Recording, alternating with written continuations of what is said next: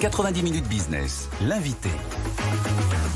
Avec nous ce midi, Stéphane Toutain, directeur général d'Urbit France, entreprise spécialiste de la livraison durable. Bonjour Stéphane. Bonjour Sandra. 1,7 milliard de colis distribués en France, c'est le chiffre de 2021. J'imagine que ça a dû encore augmenter sur l'année 2022, non? Absolument, donc c'est une activité qui est en croissance perpétuelle. Oui. Alors voilà, on observe un petit tassement en début 2023, mais malgré tout, une belle embellie pour nous. Et c'est là que vous intervenez parce que vous êtes à la base une entreprise suédoise.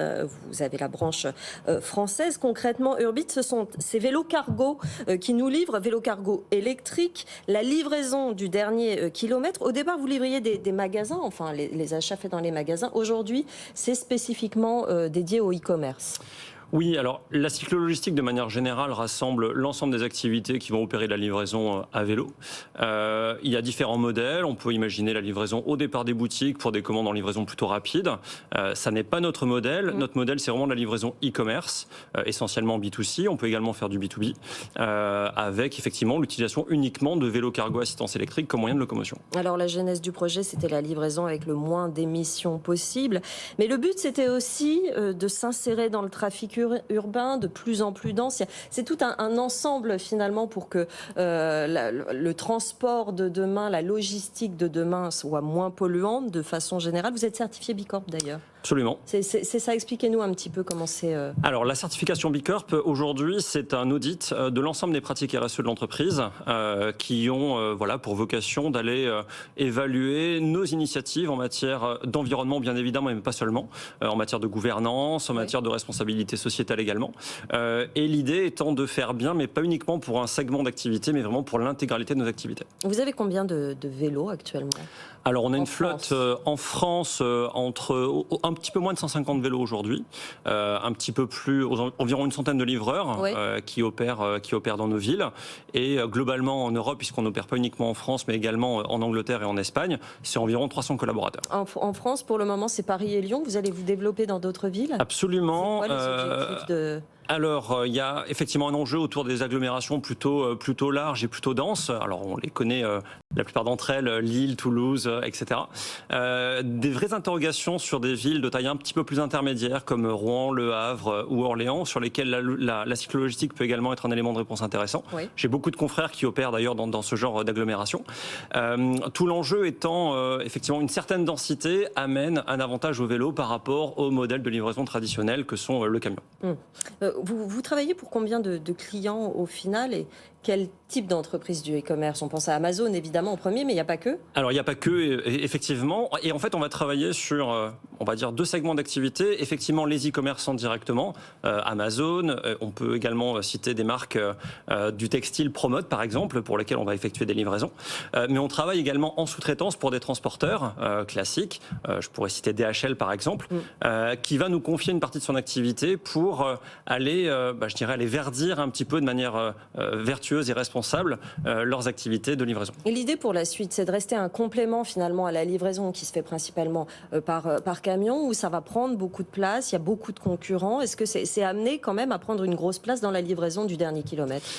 Alors c'est un marché qui est en essor. De manière générale aujourd'hui, il y a encore assez peu d'acteurs sur le marché, mais quand on regarde les conditions d'opération, on parle beaucoup de ZFE, les zones à faible émission, qui vont drastiquement, on va dire, contraindre les conditions de circulation en agglomération.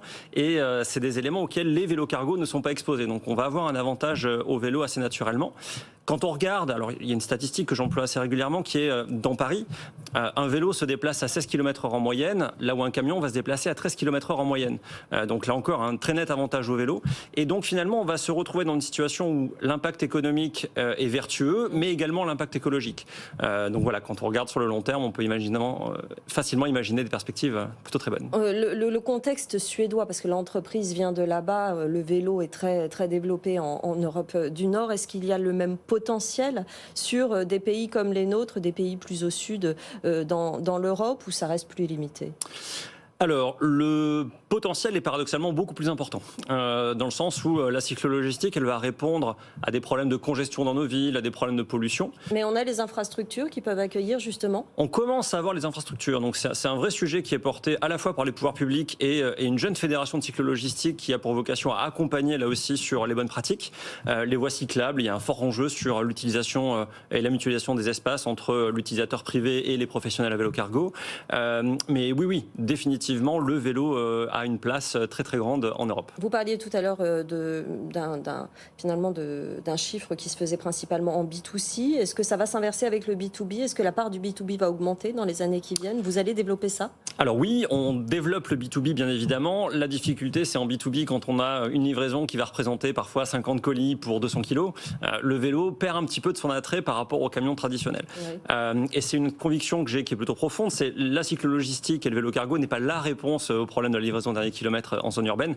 C'est, on va dire, l'agglomération de l'ensemble des solutions qui fera que d'un point de vue environnemental et économique, il y a un bon compromis à opérer, il y a de la place pour tout le monde avec intelligence. Vous êtes financé par levée de fonds, il y en a eu 2, la dernière date de fin 2022. Vous êtes rentable ou pas encore? Pas encore. Pas encore, vous avez un calendrier pour ça, vous êtes fixé un objectif? Alors on a une feuille de route pour atteindre la rentabilité globale en 2024, donc encore un petit peu de travail dans cette direction-là. L'enjeu étant l'augmentation d'activité qui va augmenter notre densité de livraison et donc baisser nos coûts de production. Dernier type de question, quand on pense livraison comme ça, on pense effectivement aux livreurs. Ouais. Même. Est-ce que là-dedans aussi vous faites très attention à leur sort? Ils sont salariés, ils sont pas indépendants. Vous en avez quoi, 130, 150? On a un peu plus d'une centaine de livreurs en France. Oui.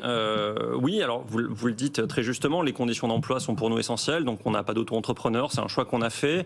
On a uniquement des livreurs qui sont salariés. Et c'est répondre à un enjeu que je pense fondamental aujourd'hui, qui est déprécariser une population qui l'est massivement. Voilà, on parle beaucoup d'un certain nombre d'opérateurs de livraison de restaurants. Oui. On a fait un choix qui est un petit peu différent. Alors voilà, c'est un impact économique immédiat qui est assumé.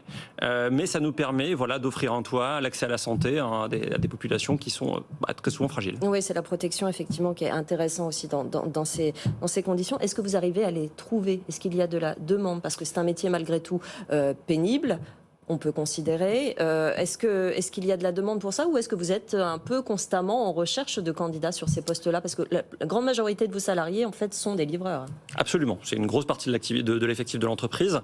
Est-ce qu'on a des difficultés de recrutement? La réponse est oui, de manière générale. Tous les métiers un peu pénibles aujourd'hui sont en difficulté de recrutement. On offre des conditions de travail qui ne sont pas les plus mauvaises du marché, donc on a malgré tout une certaine facilité de recrutement. Et je dirais d'autant plus qu'on travaille aujourd'hui sur du recrutement. On va accompagner des associations ou des entreprises qui ont des vocations à réinsertion. Donc on va être une continuité à l'emploi. Et en parallèle de ça, on travaille avec des plans de carrière. Donc au-delà du livreur, c'est quelles peuvent être les prochaines étapes. Donc ça va être accès à de l'encadrement, à de la formation, pour pouvoir fidéliser nos collaborateurs. Oui, parce que ça fait partie aussi, vous le disiez, de cette certification Bicorp. Ça rentre dans cette certification? C'est observé ce que vous faites? Oui. De manière générale, l'ensemble des pratiques sont observées. Donc tout ce qui est vertueux va être observé et va asseoir un petit peu notre dossier. Merci beaucoup Stéphane Toutain. Merci beaucoup Sandra, c'était un plaisir. Général Urbit France.